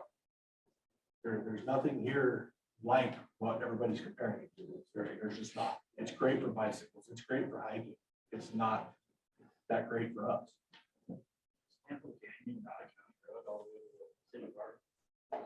Yeah, it's counties. Yeah. Brian? Yeah, and just to kind of piggyback off a little bit what you said, I see what you're saying concern wise, and not everybody, lives in this universe, so I don't expect everybody to be an expert on it. He said, we just don't have the substance here that you're talking about in those places. But what I do think we have is a strong demand for this to be a sport that it's kind of growing in this area, whether, everybody likes it or not. I turn around all the time and I see people posting on Facebook that were out riding that I didn't even know knew or cared about it. I think it is a growing thing. And I think when you seem to find the most amount of chaos is when there's no structure. So I don't think we're trying to open a door to bring in, every hoodlum from the backcountry, not here and tear around town. What we're trying to do is take something that's already growing and kind of nurture that a little bit and give it some structure. Because if you have structure to follow, I think you're going to have less chaos. And I think everyone in this room that wants to do this, we want to be good stewards of this to the community, and we want to nurture this in a way that it does have some structure so that people know what to follow. Because I think people driving around in these places, they're being told to drive, and the manner they're being told to drive is going to be a lot less of a nuisance than people sneaking around it in ways that they are trying to avert trouble. So I think what we're all trying to do is to give it some structure so there's less chaos. So again, I think it's how do you, I recreate, I've been in these places. I understand what you guys are saying. Definitely fully understand. But how do we know, right? Like how do we keep it to where it is just a more of a local thing? And I think it starts with county roads. Like how do we know that, suddenly tomorrow the county's gonna get lobbied for Temple Canyon Road, which goes right by Dawson Ranch, which is I live in Dawson. which is a lot of people who should probably be at the table to have that conversation, right? I mean, so I think that's the challenge, right? Is how do we open that spigot slowly, right? And in a controlled manner, and be able to maybe slow it down if we need to. And I agree. I think that's what we're trying to do, here right now. And I agree with what you're saying about looking into the future. But the reality is I don't know any more about the future or people's intentions than you do.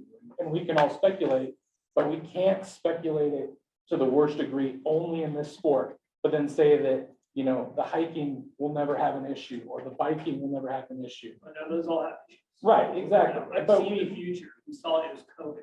yeah. That is the future of recreation. Yeah, and so It's 2020. I don't think we can just put one thing under a giant microscope and say that we see a problem in the future with this, because we don't. I don't know, and I'm not going to promise you that this will never be an issue, because I don't see it in the future, and I don't think you do either. I think what we're asking for is to have a chance to have a temporary seat at the table to see how things go and give it some structure. And I think that's what we're fighting about right now. It's just the chance to see that people can maintain this and have some sustainability for the long term with some structure. Hey, I'm gonna go to Nathan, then I'm gonna start asking some questions.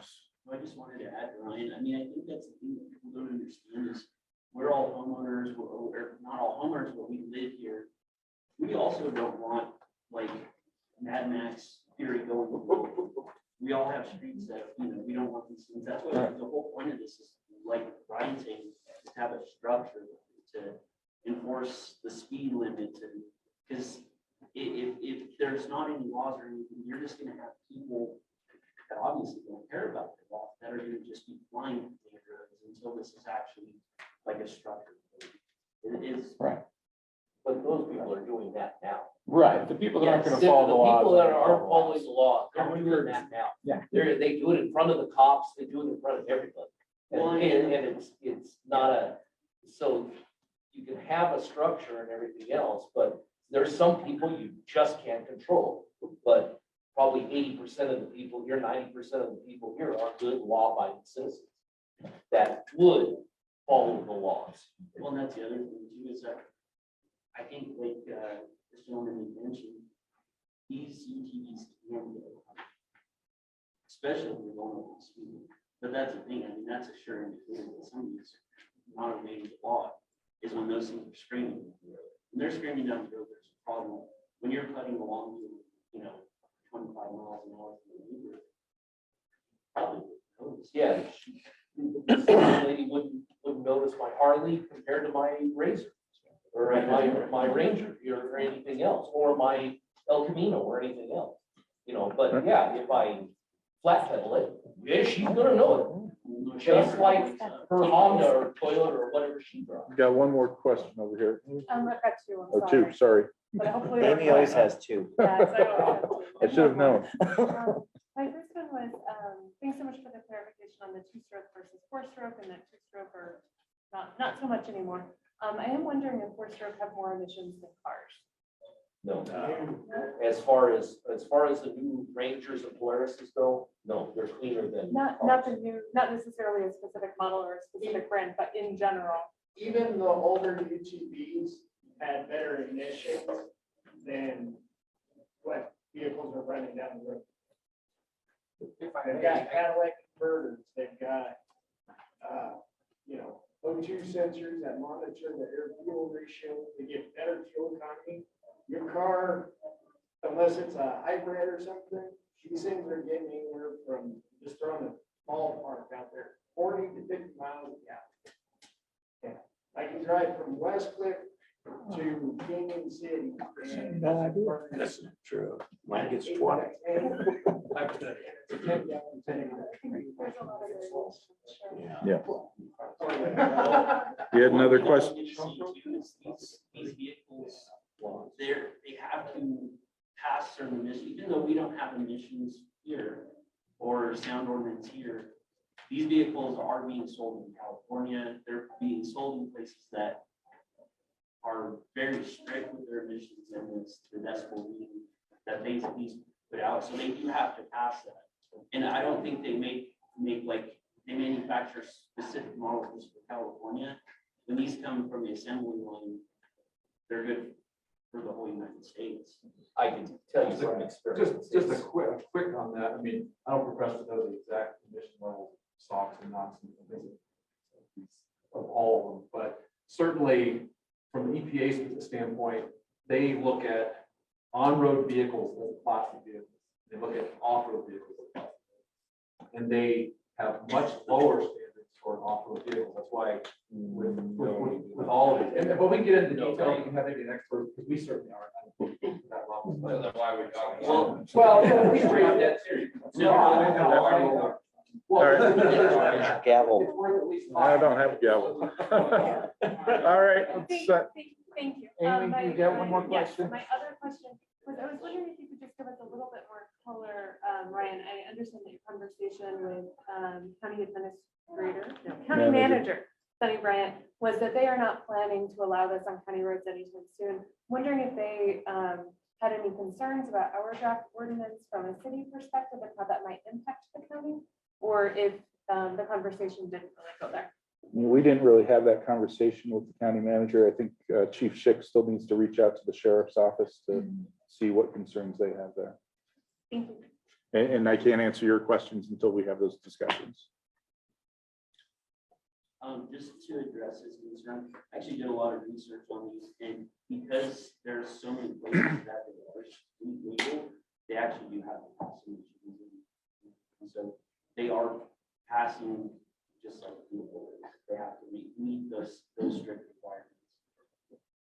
Yeah, and all the reputable brands, Polaris and Kawasaki, they're all making these so they can also be street legal. Otherwise, they're going to lose a huge market, all these Yuma and stuff like that, or different places. If they're not able to pass emissions, then these people won't buy it.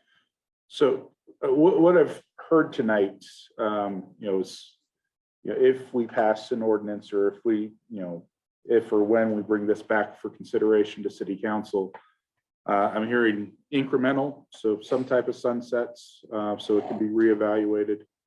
I'm curious, and I don't know the legal answer to this question, but something I plan on asking the attorneys, but from a feedback standpoint, if there was a residency requirement on a license, is that something that this crowd would be in favor of? Sure. What about some, Mr. Coogan, I see a thumbs up. Pass, I'm sure like that in there, but, these guys write and not people know. Yeah, what do you mean by that? Gotta be a resident. Yeah, you'd have to be a resident and we would have to, again, I'd have to talk to the attorney. So, either a resident of the city or a resident of Fremont County. You said license. Oh, so, permitting through the city. So if we have a requirement like that, we would have to do the permitting.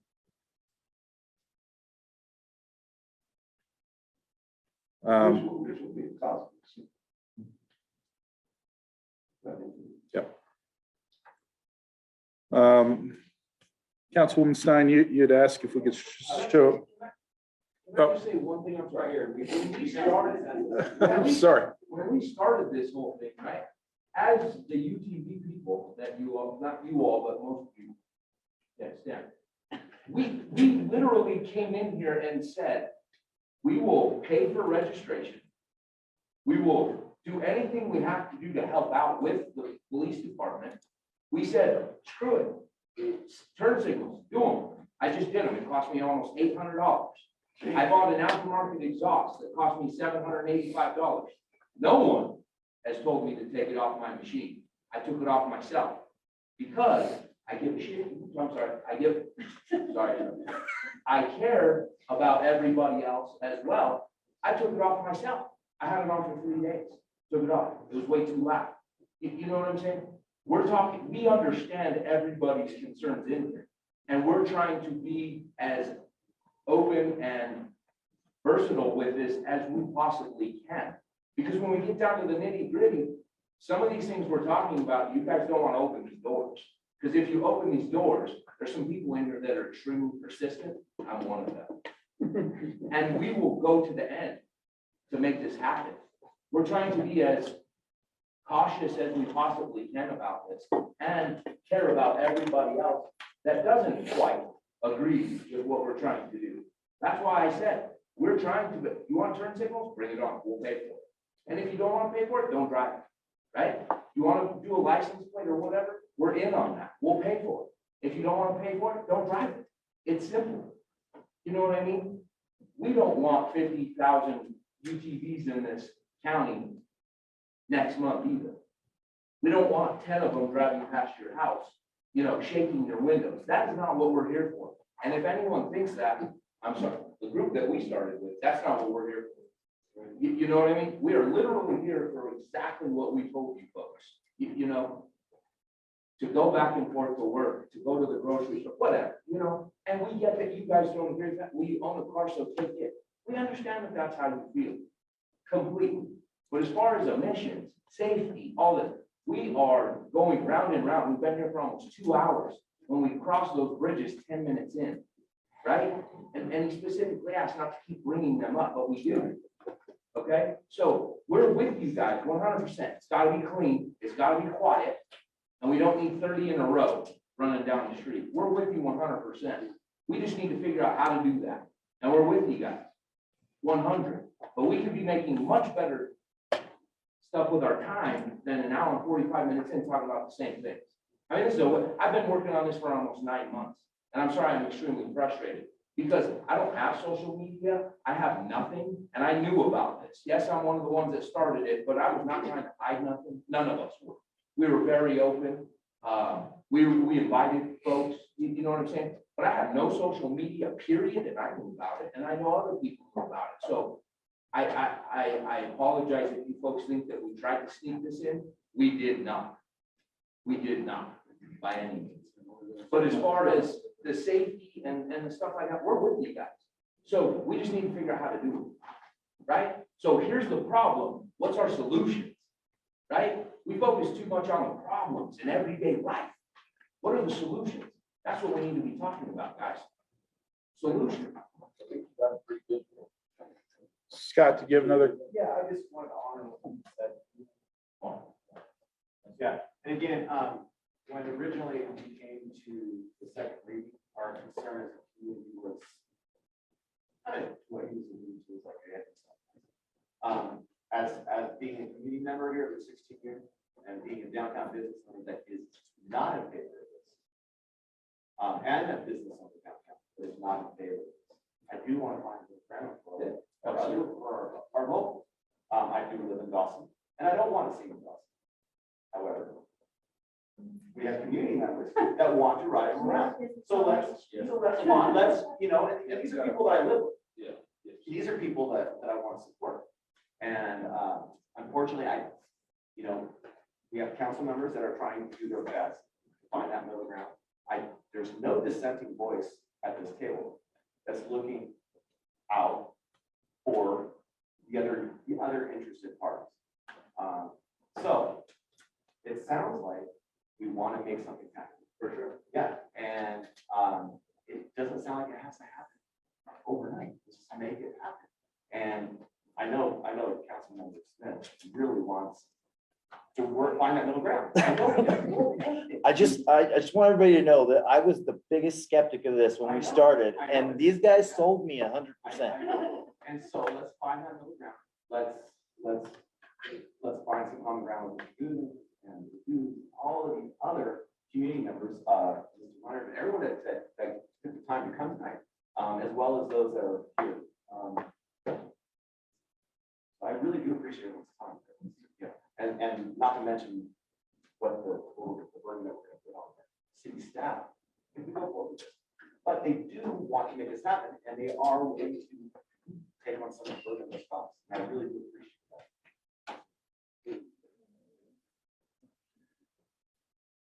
that. Any other comments from council members? Andrew? I had a question. Could we just, by a show of hands, if we were voting on this tonight, which of the people in the audience are in favor of it? Just put your hands up. In favor of doing this. Does it have a sunset clause? Yeah. Okay, but I just, in general, why you were here because you're in favor of this? Okay, just put your hands up. Okay, you are here because you wanted to have your voice heard and you're not certain about how it's gonna move ahead. If you're here because you wanted to voice the other side, put your hand up. Okay, I think more importantly, we want to find that middle ground. right, and so we want to listen. Yeah, we want to listen. It's not us against you. It's not this, we just want to listen. That's why we're here. We represent you. And that's why, and that we decided to make this meeting open. We got a lot of input, but now we can kind of see where the middle ground might be. And so I just wanted to see for myself how you all felt in the audience, because I'm just here to listen. I'm not for it or against it. I just want input. And any of you that have more things to say, our email is always open. We have the Facebook page. If you have more information or that you want to get to us, let us know, because that's what we're here for. Brian, what? I like the clean, quiet, and not 30 of them. That's great. Quiet, let's set a decibel limit. I mean, we defaulted to state parks, 96 decibel. I believe Florence actually has a different decibel level. So maybe we need to set something like 75, 80 decibels. So the not 30 of them, that's a local licensure issue. It sounded like the group itself talked themselves out of the local license issue. I feel for the CCTV's staffing issues. However, having a local license would help that not be 30 people or out, non-locals. The sunset clause, yearly, especially if the county ever changes, that is the trigger. Red one and cruise the West Cliff when it becomes strictly legal, right? And people living on Oak Creek Road are going to be. But that's the trigger. The county is here to change because it will change the numbers substantially. So then the spigot issue, you can put those in. Decibel limits, local licensure, sunset clause. The ordinance that came to second reading had none of that, basically. Defaulted the state parks on the ordinance, the noise, took out local licensure. Nobody from out of town is going to stand in line and get a local license. But the guys who want to use it to go to work, they will. And that limits that issue. That's a spigot control we can do. Not to belabor the point, but I'm in favor of the ordinance the way it's written, so that we do not have to put an extra burden on city staff. Council members on this side of the table, any other comments? No, I just would like to thank everybody for their time. I really learned a lot this evening. I've learned a lot through a lot of the conversations that have happened, and I really appreciate people taking the time to come out and have their voices be heard. I have a lot of notes and a lot of ideas, but I don't want to belabor any points because I think a lot of them have been addressed. So thank you so much. Ms. Tracy? I'm sorry. Echoing council member Schmisser, I do want to say to all of you that we really do appreciate every single one of you that came out and the people who've been online. And just being able to have a discussion in a group this large is not always easy, but you guys have made it a great discussion and it's been very helpful for us. So I just want to thank you for that. And personally, I'd love to see us do more meetings like this on other topics, not just UTVs, because there are many things that we just can't get enough input only through social media or email or whatever. And having this dialogue and having each of you hear other perspectives, I think has been good too. So I just want to thank you for being here. Councilman Smith? I echo these ladies 100%. You guys always know exactly what to say, not me all the time. But I want to apologize to the people that came to the last meeting. I was a little frustrated. And that frustration comes from the fact that every second reading that we have with council, we hear the same thing. I didn't know, I wasn't informed, and the same things over and over. And we struggle with communication, but it's also like one of the things as council that we decided we needed to focus on. So when COVID hit, it gave us this other little fancy thing called Facebook where we can stream live. So in my mind, I'm thinking the whole city's watching all the time and we're announcing when these meetings are gonna be coming out. And everybody's like me and they're checking the city website to see what meeting's coming up topic wise next so that I can do my research for the following meeting. So I do apologize for my frustration in that last meeting. Like I said, it had nothing to do with the specific people that spoke. It was every time there's a second reading, there's somebody that says they didn't know. And I'm going to quote the mayor here from our last meeting. It is the citizens, it is your charge to know what's going on. We do our best to put it in the Daily Record, Facebook, any place we can put it. But you gotta grab it. You gotta want to know what's going Go on. to the city's website, sign up to get information. Emails. Yes. I get emails, Yeah. 10 of them a week. Yeah. Everything that happens with the city, I get it. So there's no excuse not to know. One last Just a question. quick one. So when does an issue like this, which has an impact on the entire community, it's not just a few people in this room, when does this move into, this is like more of a procedural question, when does this move into like a referendum where everyone I talk to, they have not heard about this, and for, they should be reading and maybe being more informed, but a lot of the business the city does is kind of boring, and they don't really keep up. So when do we move something like this into a referendum that is in their face and they have to make a decision on it? And right now it's 7 people making the decision.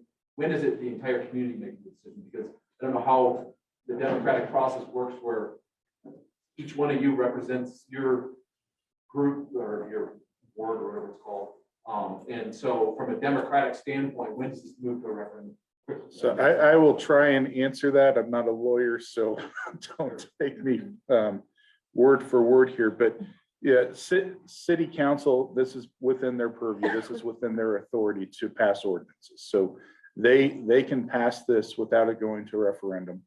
If there were a citizen committee, the group that came and they wanted to put it on the ballot, that's something they could do. It's a longer process. But if they didn't think there was going to be, a favorable result through city council, they could initiate a citizen referendum. So going forward now, what's forward? Yeah, so going forward, we're going to try and find that middle ground, what that incremental steps might be. I think it's very clear that a sunset provision in here is needed. And Four-stroke only, yep. Local licensure. local licensure. Local licensure and, Residency decibel, possibility. re-looking at the decibel limits. If we're gonna do decibel limits, they need to do it on everything that drives. Yeah. the town. That's true. That's the way it's gotta get. right. Do that, everything in town. But see, All right. on the noise. But Chief, I think you might agree with me, noise ordinances are almost unenforceable. I mean, you can't have a decibel reader every block. No, You record your license plate like going on the toll road. You just can't do that. Now, And Katie, if somebody's really being a nuisance, yes, you can address that. But to have a noise ordinance, that's very difficult, almost impossible to enforce. all right, we got the last word goes to the chief, and then we'll our adjourn. neighbors in the county, I just shared some text messages with Under Sheriff Irvine, and their opinion from the law enforcement perspective is in concert with the county. They're not in favor of opening up county roads to UTVs right now. See? No, we don't have nothing to worry about. Appreciate everybody coming out, and please keep your ear out for when this will come back to city council.